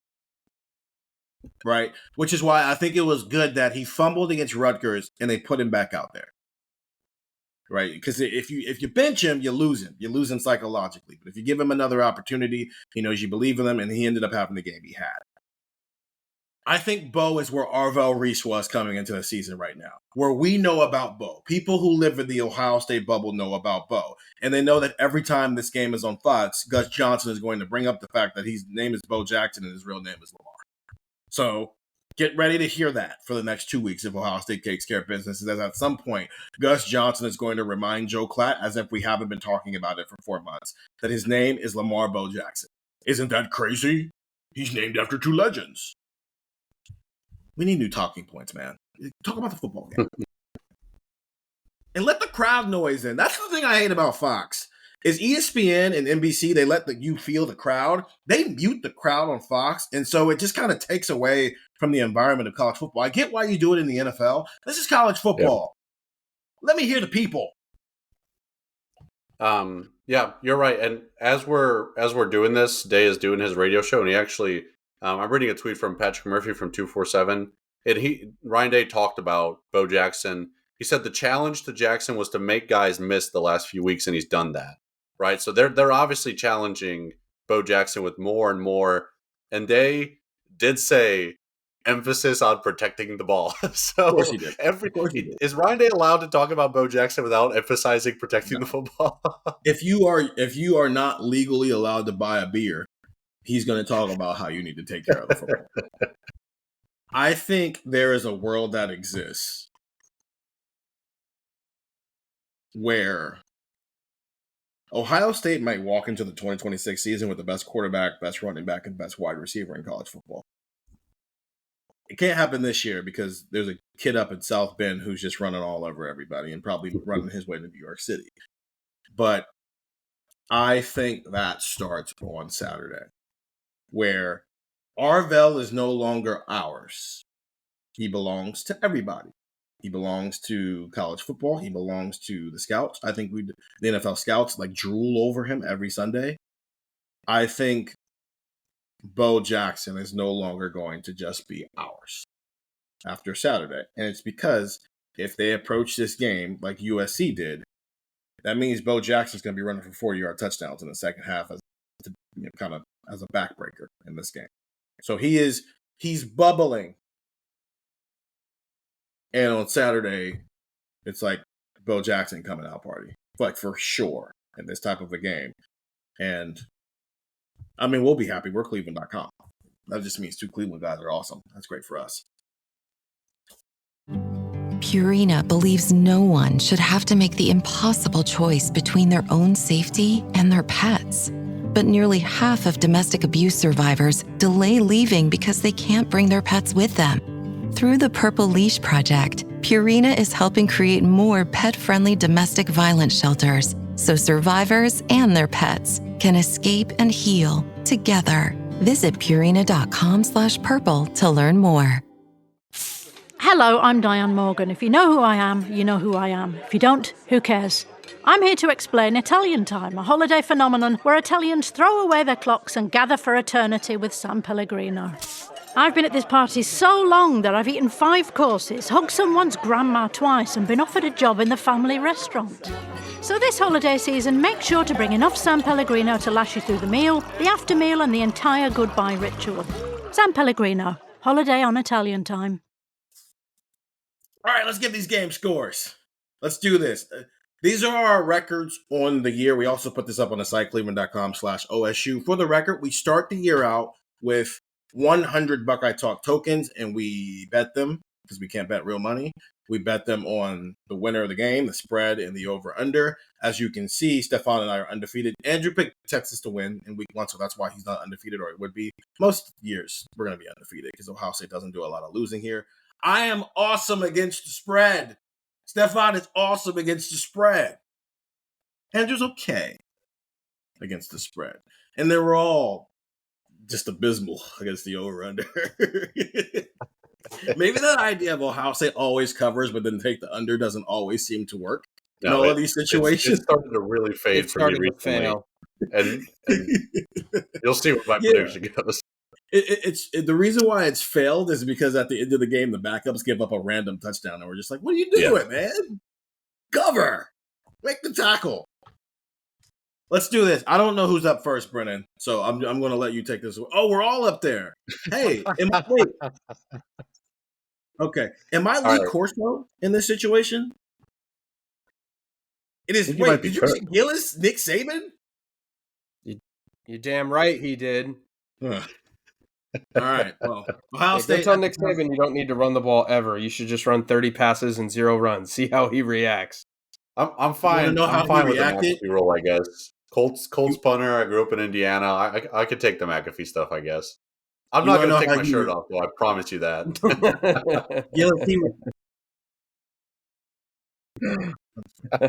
He reacted to that by going and getting NFL quarterbacks and benching Jalen Hurts at halftime because he needed to throw the football. At the time that we sent these in to Brennan, Ohio State was favored by 10 points with an over-under of 44.5. I don't know if that's moved at all since we've done that. So, but this is what we're working off of. Ohio State favored by 10 and a 44.5 over-under. Stefan, what is your game score? Yeah, I spent all summer talking about how I'm not picking Ohio State to beat Michigan until proven otherwise. Same. I'm picking Ohio State to beat Michigan, and I'm taking the final score 24-10. And I thought about maybe tossing in. I was going to maybe go 31-10. Does Ohio State throw in one more touchdown to kind of, really deliver that last blow? But I think this is going to be a game where Ohio State jumps out early. And as much as I think Ryan Day would love to just keep airing it out and run up the score, I think maybe we see a little bit of a Washington trend in this where Ohio State's comfortable, don't make mistakes, your defense is awesome, just keep your, arm's length away from Michigan, 2-score lead kind of comfortably throughout. So I think we could see Ohio State jump ahead 10-0, 14-0, something like that, and kind of cruise from there. So I'm taking Ohio State 24-10. I'm taking Ohio State to cover, and I'm taking the under. I've trusted it all season. As much as I say I trust it, the numbers continuously show me that maybe I shouldn't trust it because they're giving up, and I thought, maybe this is the game where I go over, finally do the over. But I did 24-10. I'm 10 points under. Like I have to stick with the under. I'm way under the total here. Even if I throw in another touchdown, 31-10, I'm still a field goal under. So I'm sticking with the under here. But Ohio State 24-10. I think Ohio State knows when it's comfortable, when it's got the lead, when it's a good spot, and you can trust that defense to do what it does. I think they're going to do that. Open to the idea of 31-10, but when you've lost 4 in a row, I can't give you that extra touchdown. Prove it to me. Next year, I'll give you the extra touchdown if you win the game. So not taking my shirt off. I'm not doing full McAfee, but I will do the McAfee thing where I know the crowd, the theoretical crowd here, is Ohio State fans listening to us. So I guess I'm playing to the crowd. Ohio State 24, Michigan 10. The streak ends. The streak ends on Saturday. I'm just enamored by the different levels of bins on all of our bills, on our hats. It's fascinating. It's insane. It's just like we're all different people. All right, Gillis, what's your game score? I think Gillis is up next. Okay, cool. Yeah. Brandon said I'm correct. Yeah, so when Ohio State won the national championship game last year, I'm going to do a little lead in like Stefan did. When Ohio State won the national championship last year, I said they were going to beat Michigan and this was going to be the year. Now, granted, I had picked Ohio State to beat Michigan. I think it was like 20, whatever I picked, it was close in 23. And then last year I picked 36-10. So I was way off. And I said all along, I remember I was talking about this with our columnist, Jimmy Watkins. I said, these people are going to come around, man. Because Michigan's not going to look great or Ohio State's going to look really good. And all these people are going to show up and they're going to join me.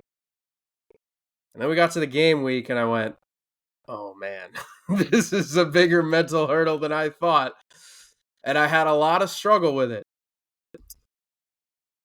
Ohio State 24, Michigan 9. Ohio State beats Michigan. I laughed when Stefan said 24-10 because I went, you got to be kidding me that he picked 24-10. I don't think Michigan scores a touchdown. I think they get a couple field goals here. But hey, if they score a touchdown and like go for 2 and miss it or something and kick a field goal, I'll take the win if they get 9. I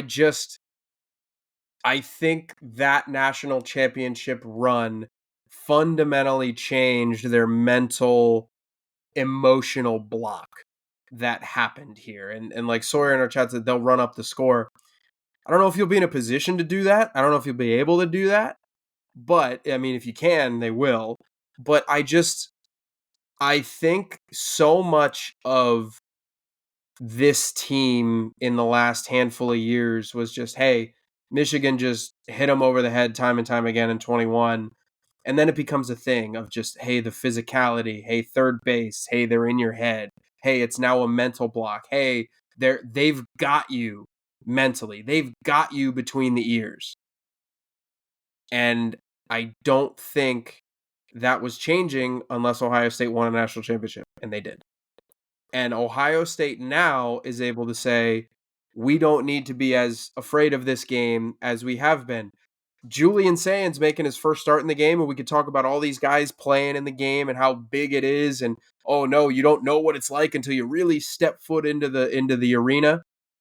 Okay, well, Julian Sands, why should 2021's loss impact Julian Sands? He was in high school for that. He was barely in high school for that. Like Bo Jackson, I don't think Bo Jackson. If I do my math, I think Bo Jackson was in 8th grade for that game. Why should Bo Jackson care? Why? Why should Arvo Reese care that they couldn't get the job done in 23 or 24? He wasn't on the field. So is there a mental block that you still need to get through a little bit? But I think the national championship run gave this team confidence, got this team out of whatever funk they would have been in against Michigan. Ohio State breaks the streak. They go to Ann Arbor, they win the game, and they go to the Big Ten championship game at 12-0.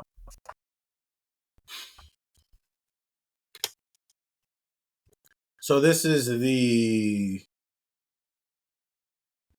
4th time Ohio State has been 11-0 heading into this game since Ryan Day took over. They were 11-0 in 2019, and they won it. They were 11-0 in 2022, and they lost it, and they were 11-0 in 2023, and they lost it. So this is going to be the 4th time Ryan Day has a chance to be 12-0 to close out the season. They probably would have been 12-0 to close out the season in 2020, though. I don't know. Like the Oregon game was intriguing back then because it was at Oregon. Had the season been normal, but given the way things kind of played out for all these teams, maybe Ohio State would have been 12-0 at the end of 2020 as well.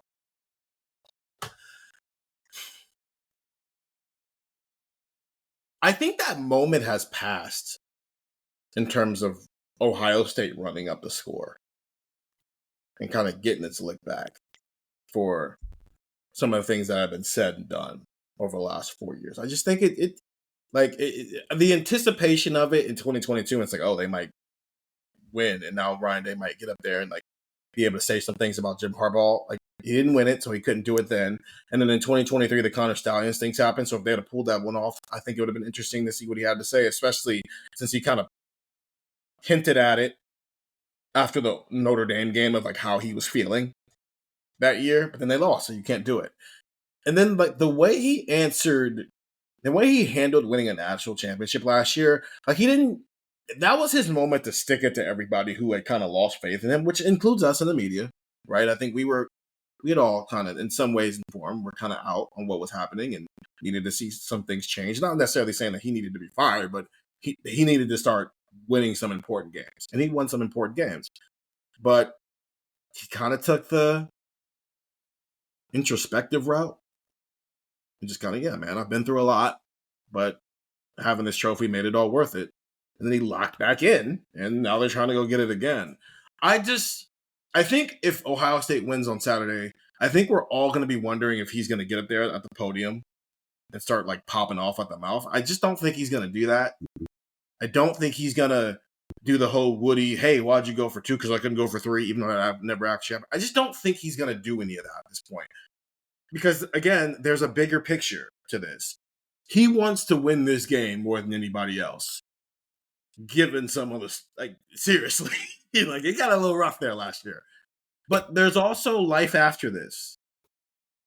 So if they win, they'll celebrate it and they'll spend a couple of days, like, living in it. But more than likely, they're going to have to lock back in. And it's going to be a number 1, number 2 matchup 7 days from now. So can he really afford to run up the score? Because then you're also putting your players at risk. And your 2 best players are not 100% healthy already. So you're going to try to run up the score and do something you don't need to do? So my score is 31-13. And that's not running up the score. I just think they might score 31 points because they're good enough to score 31 points in this game. And if they don't score 31 points in this game, I'm going to be like, okay, what happened? Why did you only score 24? Because you can explain why they only scored 14 against Texas because they only felt like they needed to do that. You can explain why they only scored 24 against Washington because that's all they really needed to do. But in this game where you're supposed to put it all together, I think if they're under 30, I'm going to be a little confused. on why it was. I think some things went wrong for them. Maybe they turned the ball over or they didn't capitalize in the red zone the way they needed to be. And I did give Michigan a touchdown, but other than that, I gave them some field goals. I'm with you, Stefan. I think in the preseason, you and I predicted them to go 11-1 and lose this game. Mm-hmm.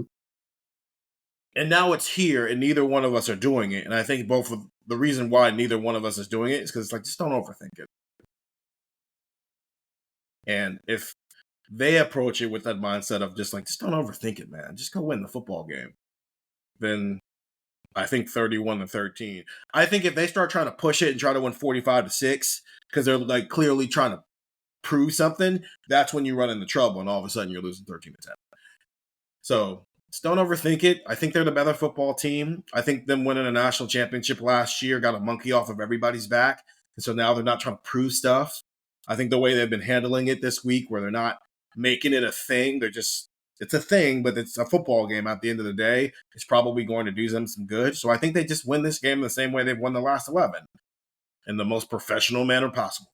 31-13. As you can see, I have 20 Buckeye Talk tokens on the cover because, again, I'm 10-1 against the spread. Oh, hey, how about this? There's a lot of people in the chat who want Ohio State to just kick Michigan's ass. Producer Brennan, who's an Ohio State fan, he predicts Ohio State 77, Michigan nothing. I don't know, man. If they do it, they do it. But I don't know. You got to play a top 2 matchup next week if you win this game. So I don't. I think there's a way to win this game, prove your point, and not put yourself in harm's way. Last thing before we get out of here. I do not think Ohio State's going to plant a flag on Saturday or try to plant a flag. Because, again, win the game, get out of here. But I disagree. If someone were to plant a flag, who would be your flag planter, Andrew Gillis? Jermaine Matthews. Next. Yeah, Jermaine Matthews immediately. I wonder if Jermaine understands that people think of him like this. I would say it wouldn't shock me if it was like, I'll say a cornerback. How about that? A cornerback, because I wouldn't be surprised if Davison did it. I think Jermaine or Davison's got to be up there. I also don't want to discount somebody that we're not expecting, but you see it after the fact and you're like, you know what, that makes sense that he would hate Michigan that much. If Luke Montgomery did it, I don't know if we're going to be sitting around being like, wow, that's crazy. I think we're going to be like, actually, that makes some sense that Luke Montgomery would do that. I just think it's funny because Davison did get a picket hop up on the stands and give the ball to his family. So, and then he had to run back out on the field because it was overturned. Yeah, but if he's willing to hop up in the field, hop up in the stands and give somebody a ball after a pick, then he's definitely willing to plant a flag. Melissa said they should invite Jack Sawyer back. What if the answer is Ryan Day? Don't step on my answer, man. Don't step on it like that. I was literally setting that up. Buckeye Ryan said Malik Hartford. Malik Hartford, by the way, has been in a robot arm for the past month and a half. So that's also why he's been taking a red shirt. Let's just paint a picture. The snow's starting to come down just as Julian Sand's knee hits the dirt for the final time. It's a poetic visual of where we were 5 years ago when this all started in 2021, when the snow started falling as Michigan finally broke through and won. And it just felt like a new day in Ann Arbor. You could see the look on Ryan Day's face. He was shell-shocked. Not really sure what had just happened. He goes and he shakes Jim Harbaugh's hand and he heads off to the locker room. He's in pain. And as the snow starts to fall on November 29th, 2025, he remembers that image of where he was the last time it snowed in Ann Arbor. He heads out to shake Sharon Moore's hand, looks him in the eye. Good game. And then he looks out to his right, and he sees Jeremiah Smith celebrating his birthday by picking up a flag. He sees JJ running towards him because they're in the block M. And he knows what JJ is about to do. And he doesn't get Quinn Temple to go get him. He doesn't get CJ Barnett to go get him. No, he goes and he handles it himself. He grabs that flag from Jeremiah and says, no, we don't do that. We're the bigger people. Get to the locker room now. Give me the flag. And just as JJ thinks he's being scolded, he sees his coach run back towards the M. Blocko flag. No, not Blocko flag. The flag. His hand. Tears in his eyes. It's turf so it doesn't stick, but it pops back up. And then he does it again and again and again. And all that emotion of years of turmoil and torment. And he screams out loud, I wasn't born on third base. No, you, Sharon, were born on third base. And then he just hops on the plane. No presser. I know I just lost my mic, but no presser. Just straight to the plane. Gets back to Columbus and gets to work for Signetti. But first, he pulls away Taft. He pulls away the mic and he looks into the camera and goes, Kurt, I'm coming for you next week. You thought there was a fight last year. 3315, 2-week free trial. $3.99 after that. Ohio State, Michigan on Saturday. That's your game preview pod. Rants pod coming into your feeds on Friday. A lot of emotion in those rants. This was fun. Thanks to the chat. You guys were active. You guys are funny. But just think about that visual as it starts to snow on Saturday. As you start celebrating with your friends, you think to yourself, no, find Ryan Day and find JJ. They might be fighting over a flag. For Stefan, for Gillis, for producer Brennan, I'm Steven. Talk to you guys later.